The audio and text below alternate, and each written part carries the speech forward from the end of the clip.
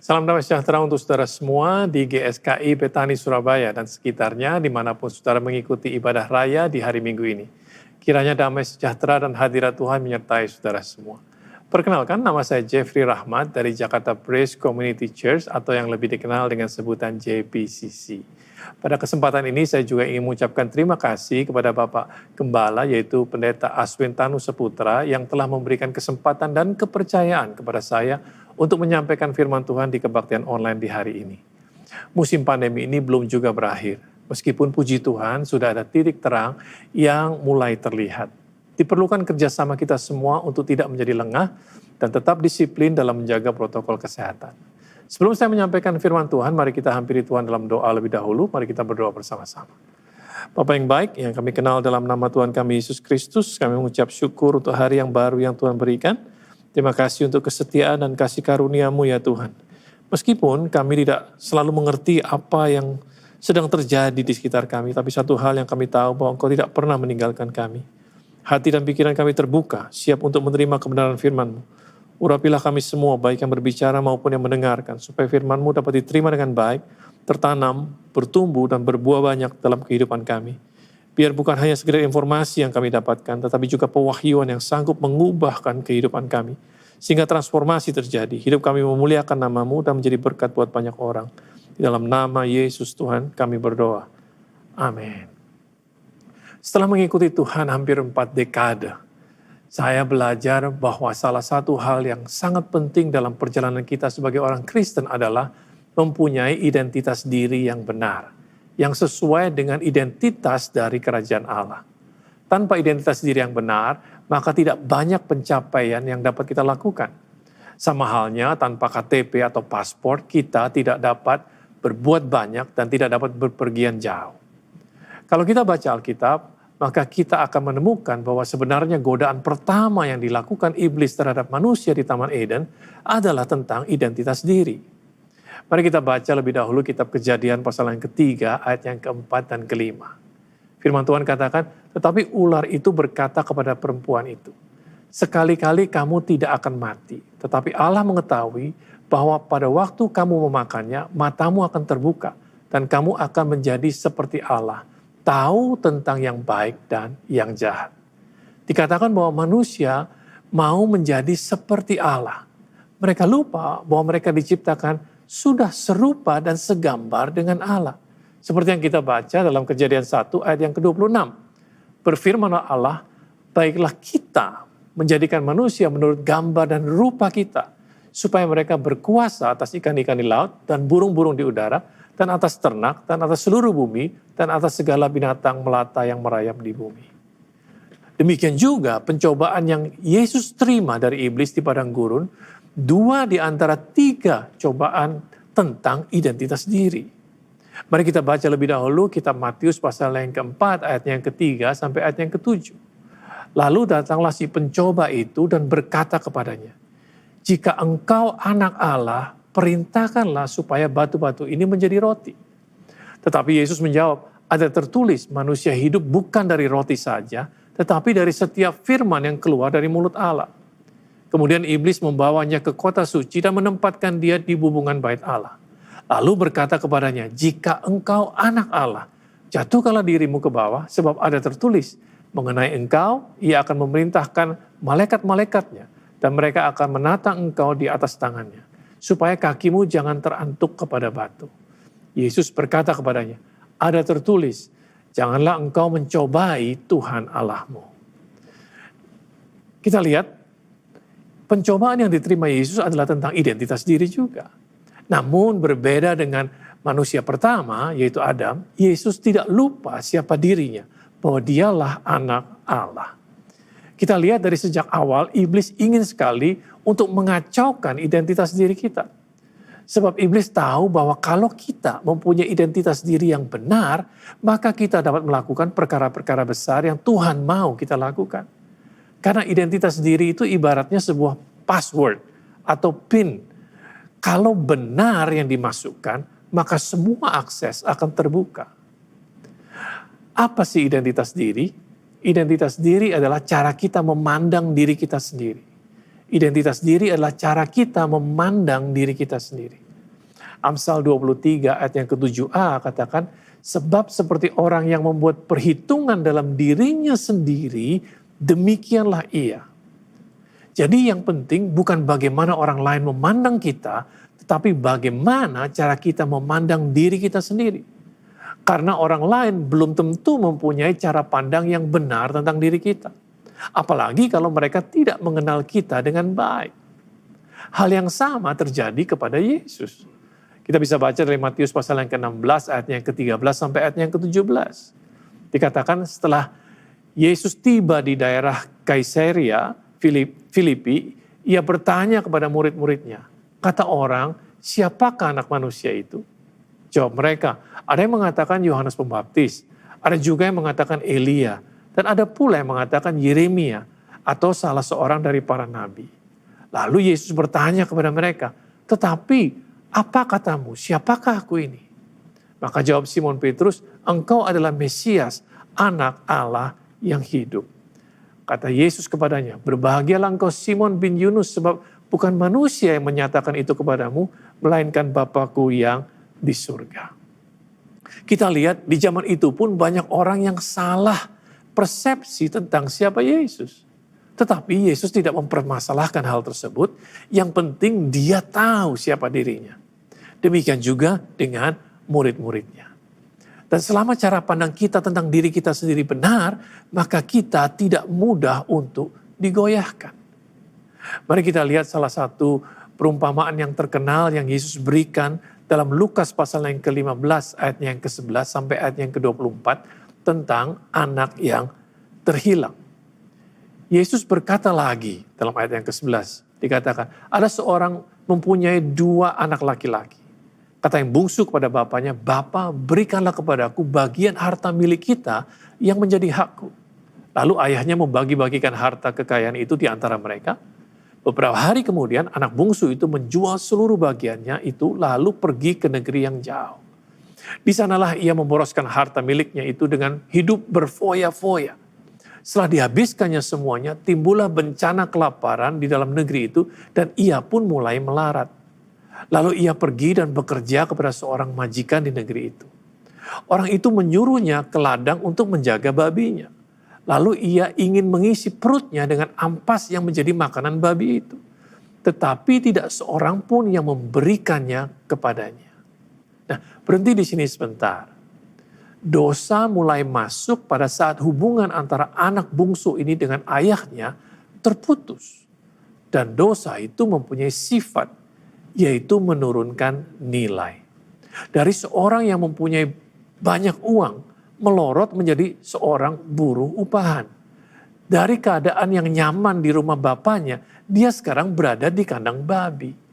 Dari tempat yang berlimpah makanannya, sekarang dia mau makan ampas yang menjadi makanan babi saja, tidak bisa. Itulah yang dosa buat dalam kehidupan manusia.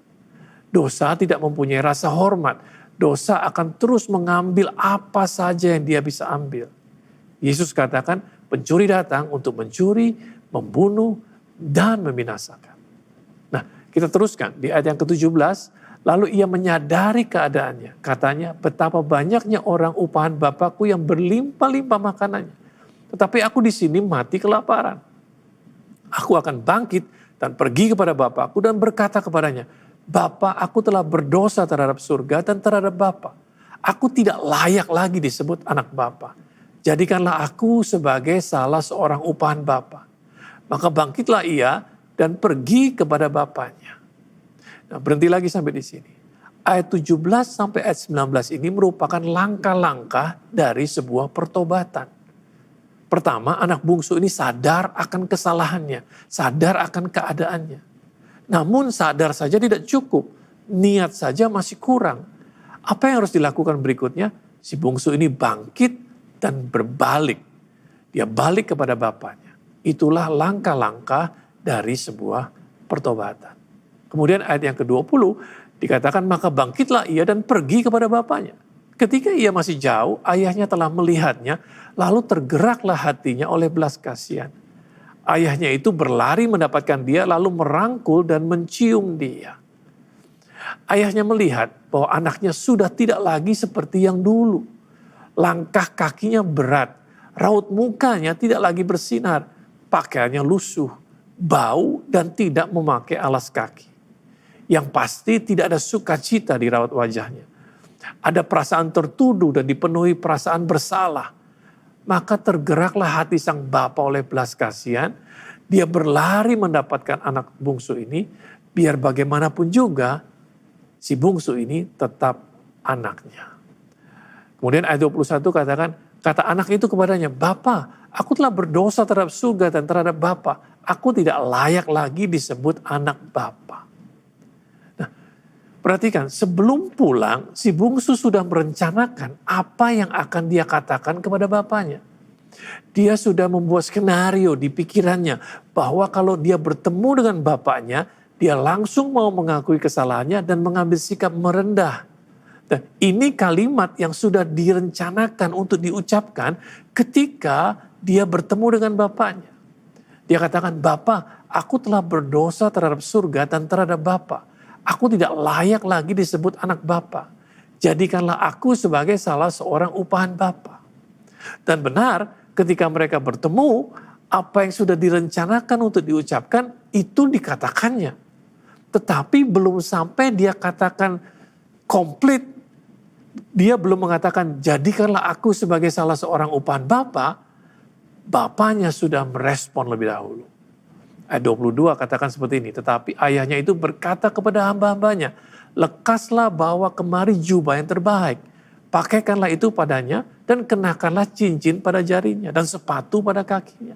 Dan ambillah anak lembu tambun itu, sembelilah dia dan marilah kita makan dan bersuka cita. Sebab anakku ini telah mati dan menjadi hidup kembali. Ia telah hilang dan didapat kembali." Maka mulailah mereka bersuka ria. Apa yang terjadi? Sang bapa melihat bahwa identitas diri si bungsu ini sudah rusak akibat dari dosa yang dia buat.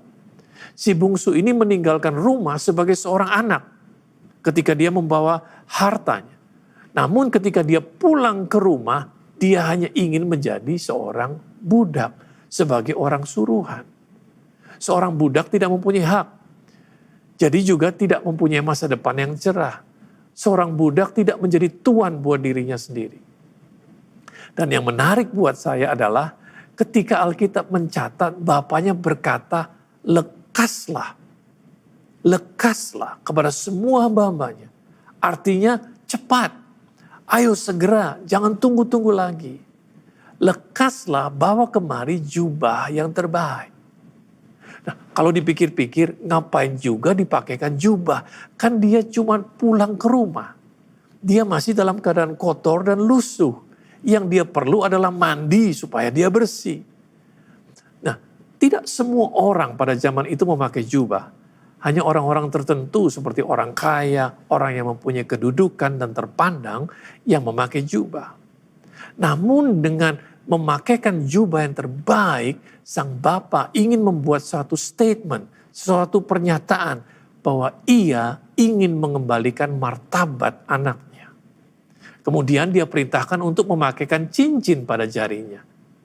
Apa yang menjadi pertanyaan adalah begini, ngapain juga harus memakaikan cincin sekarang? Mestinya kan suruh dia bersihkan diri dulu, baru diberikan cincin. Apa artinya sebuah cincin? Cincin adalah lambang otoritas. Kalau saudara ingat, Raja Fir'aun memberikan cincinnya kepada Yusuf ketika mengangkat Yusuf menjadi penguasa atas Mesir.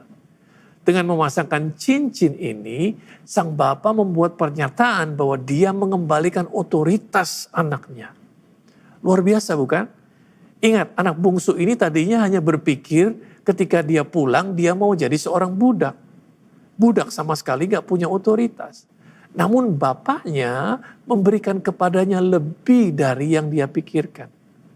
Cincin dalam pernikahan melambangkan ownership atau kepunyaan siapa. Saya memakai cincin, artinya saya sudah ada yang punya. Jadi anak bungsu ini dipakaikan cincin sebagai sebuah pernyataan bahwa dia adalah kepunyaan bapaknya. Dan yang terakhir, pakaikanlah sandal pada kakinya. Ingat, pekerjaan terakhir dia di kandang babi adalah sebagai orang upahan atau budak. Dan pada zaman itu budak tidak memakai sandal. Jadi pada saat si bungsu ini pulang ke rumah, dia juga tidak memakai sandal. Pertanyaannya sama, kenapa harus dipakaikan sekarang? Kan kakinya kotor, suruh aja dia cuci kaki dulu, biar bersih dulu, baru dipakaikan sandal. Namun dengan memakaikan sandal, berarti bapaknya ingin membuat suatu pernyataan bahwa dia mengembalikan status dan hak si bungsu dari seorang budak menjadi seorang anak. Dengan memakaikan jubah, cincin, dan sandal, sang bapa membuat suatu pernyataan kepada semua orang, termasuk kepada yang ada di rumahnya, bahwa dia menerima anaknya kembali. Dia mengakui dan dia tidak mau ada orang yang memandang rendah anak bungsunya atau mengejek dia. Sekaligus juga membuat suatu statement kepada si bungsu bahwa di rumah ini kamu tetap anakku. Kamu mempunyai otoritas dan hak sebagai seorang anak. Perumpamaan ini bukan hanya berkisah tentang pertobatan anak atau si bungsu, tetapi juga tentang kasih seorang bapa yang tanpa syarat dengan menerima, mengampuni, mengasihi, dan memulihkan identitas diri anaknya. Demikian juga yang anak dibuat bapa, demikian juga dibuat oleh Bapa kita di surga terhadap setiap orang yang bertobat dan berbalik kepadanya. Itu sebabnya sebuah pertobatan harus segera diikuti dengan pemulihan identitas diri. Kita bukan lagi budak dosa. Kita sudah dimerdekakan dan kita diangkat menjadi anak Tuhan, menjadi ahli waris. Dengarkanlah firman Tuhan ini. Yohanes 1 ayat yang ke-12. Tetapi semua orang yang menerimanya diberinya kuasa supaya menjadi anak-anak Allah, yaitu mereka yang percaya dalam namanya. Roma pasal yang ke-8 ayat yang ke-17 katakan, dan jika kita adalah anak, maka kita juga adalah ahli waris. Maksudnya orang-orang yang berhak menerima janji-janji Allah, yang akan menerimanya bersama-sama dengan Kristus. Yaitu jika kita menderita bersama-sama dengan dia, supaya kita juga dipermuliakan bersama-sama dengan dia. Memang pada kenyataannya kita semua pernah atau bahkan masih bergumul dengan identitas diri. Meskipun kita sudah menerima Yesus dan bertobat, tetapi kita masih memakai identitas yang lama. Akibatnya mimpi kita rendah. Seperti layaknya seorang upahan, kita sering merasa kurang, merasa tidak mampu untuk berkontribusi, tidak mampu untuk memberi, sebab kita selalu berpikir bahwa kita tidak punya apa-apa. Dan seringkali kita memposisikan diri sebagai korban, bukan sebagai seorang pemenang. Ketika kita diminta melakukan perkara besar, biasanya kita langsung menciut, merasa kecil, merasa tidak mampu, merasa tidak layak, tidak pantas, merasa tidak bisa apa-apa. Dan itulah ciri-ciri dari identitas yang belum diperbaharui. Itu sebabnya hari ini kita perlu mengerti bahwa barang siapa berada di dalam Kristus, dia adalah ciptaan yang baru. Seperti yang tertulis dari 2 Korintus pasal yang ke-5 ayat yang ke-17. Jadi siapa yang ada di dalam Kristus, ia adalah ciptaan baru.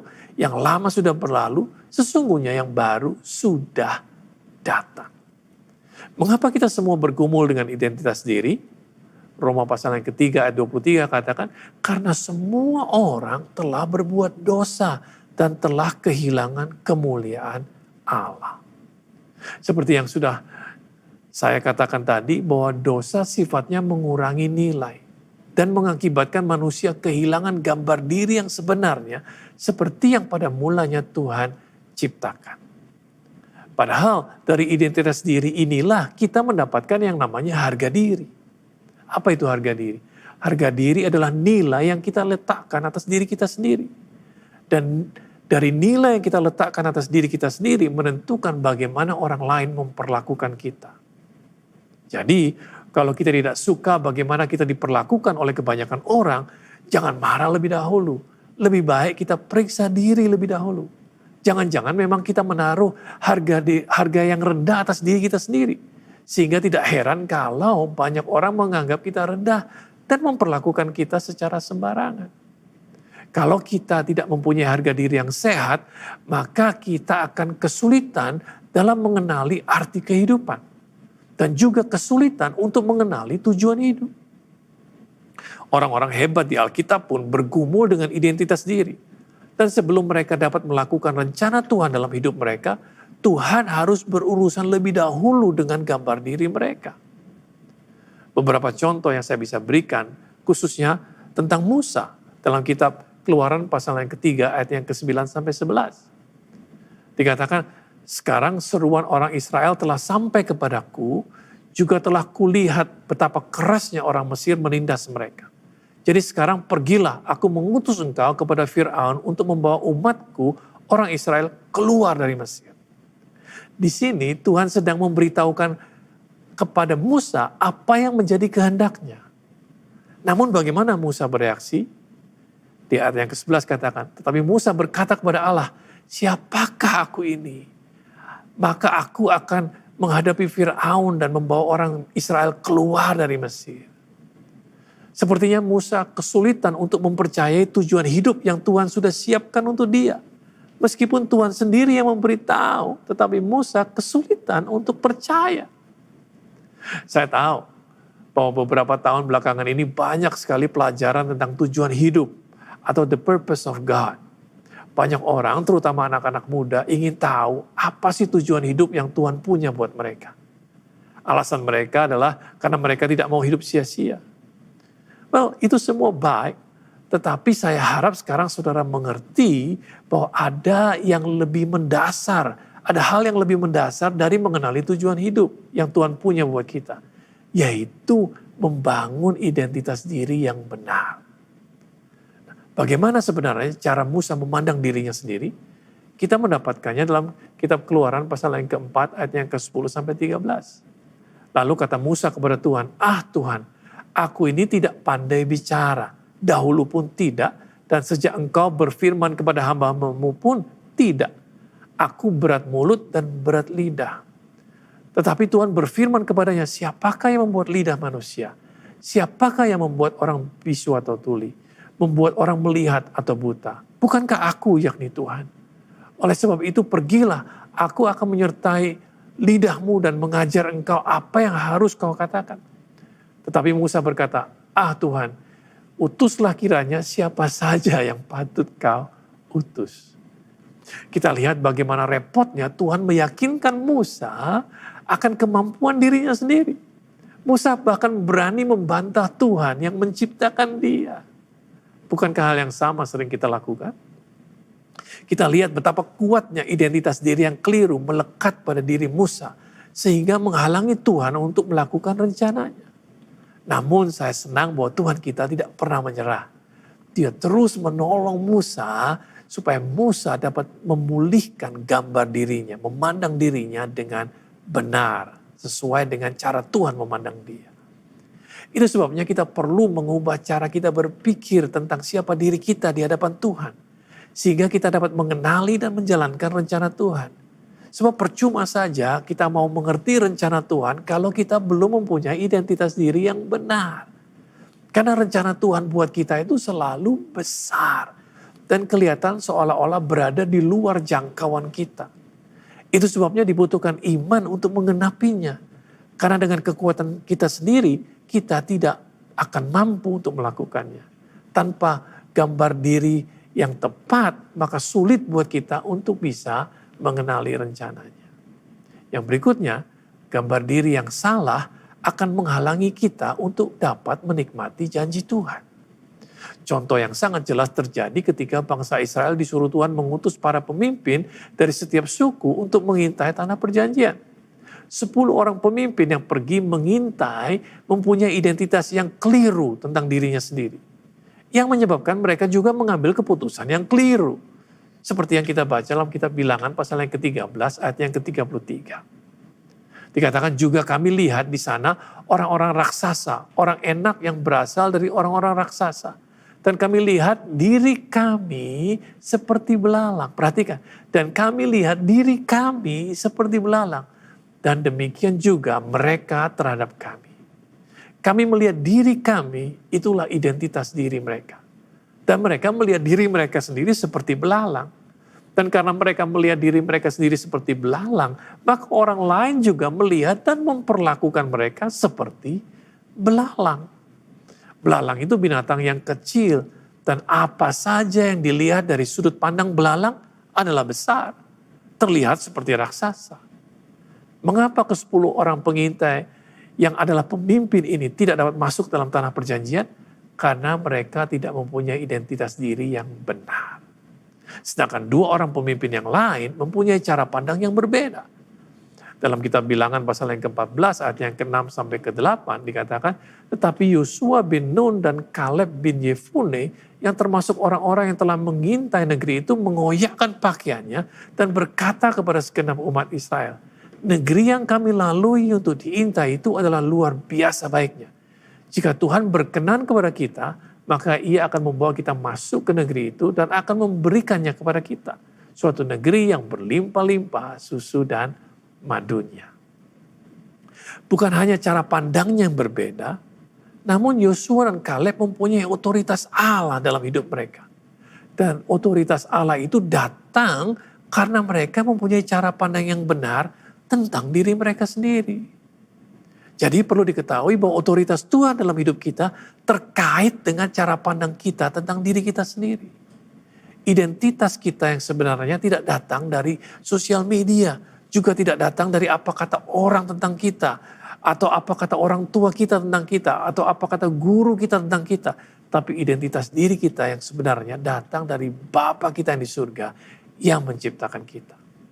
Efesus pasal yang kedua ayat yang ke-10 mengatakan, karena kita ini buatan Allah, diciptakan dalam Kristus Yesus untuk melakukan pekerjaan baik yang dipersiapkan Allah sebelumnya. Ia mau supaya kita hidup di dalamnya.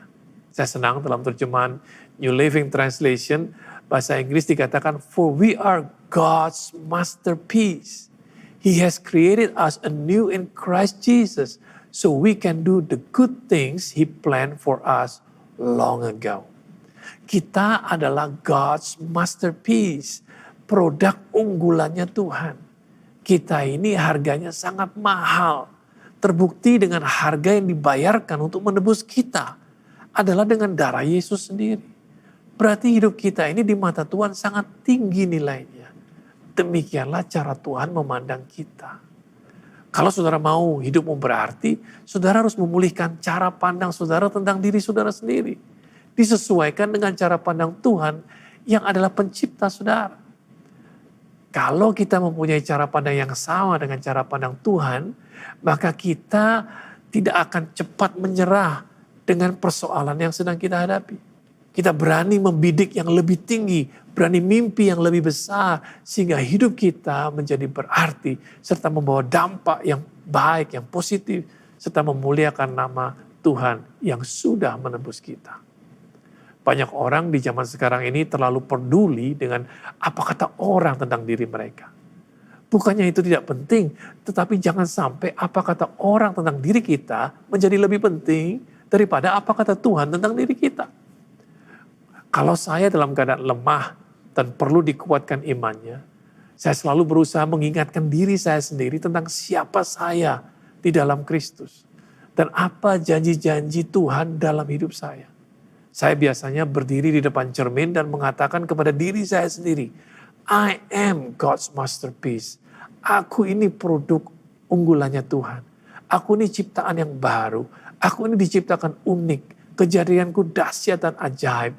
Aku ini berharga di mata Tuhan. Dan Tuhan sangat mengasihi aku. Aku dibeli dengan sangat mahal. Aku bukan kebetulan ada di dunia ini. Dan Tuhan punya rencana yang indah. Yang mendatangkan damai sejahtera dalam hidupku. Aku mempunyai masa depan yang cerah dalam Yesus. Segala perkara dapat kutanggung dalam Dia yang memberikan kekuatan kepadaku. Allahku akan memenuhi segala keperluanku menurut kekayaan dan kemuliaannya dalam Kristus Yesus. Inilah yang saya lakukan. Mengingatkan diri kita sendiri. Saya mengingatkan diri saya sendiri tentang siapa saya dalam Kristus. Dan biasanya setelah itu iman saya akan kembali naik. Suatu hal yang saudara bisa juga coba lakukan. Kalau saat ini iman saudara sedang turun atau saudara sedang dalam keadaan down. Jadi apa yang kita sudah pelajari hari ini? bahwa identitas diri adalah cara pandang kita tentang diri kita sendiri. Dan dari identitas diri kita lah kita mendapatkan yang namanya harga diri. Pertobatan perlu diikuti dengan pemulihan identitas diri. Sehingga hidup seseorang dapat menjadi dampak yang besar. Berikutnya, Tuhan harus berurusan dengan identitas diri seseorang sebelum dia dapat menjalankan rencananya atas orang tersebut. Dan ini yang terakhir yang kita bisa pelajari hari ini, bahwa gambar diri yang salah akan menghalangi kita untuk dapat menikmati janji Tuhan. Nah, semoga apa yang saya sampaikan ini menolong saudara semua dalam membangun identitas diri yang benar di hadapan Tuhan dan membangun iman saudara. Dan sebelum saya mengakhiri pelajaran ini, mari kita kembali berdoa bersama-sama. Tuhan Bapa yang baik, terima kasih untuk kebenaran-Mu hari ini. Terima kasih untuk kasih-Mu yang tanpa syarat. Tuhan, Engkau Bapa yang baik, Engkau mengampuni, Engkau menerima, Engkau memulihkan, dan Engkau mengembalikan identitas diri orang-orang yang bertobat, yang kembali kepadamu. Ajar kami untuk senantiasa sadar siapa diri kami yang sesungguhnya. Sehingga Tuhan dapat mempercayakan kepada kami perkara-perkara yang besar. Agar kami dapat menikmati janji-janji-Mu. Kiranya berkat Tuhan menyertai setiap kami yang mendengarkan. Dalam nama Tuhan Yesus kami semua sudah berdoa dan mengucap syukur. Amin. Tuhan Yesus memberkati saudara semua.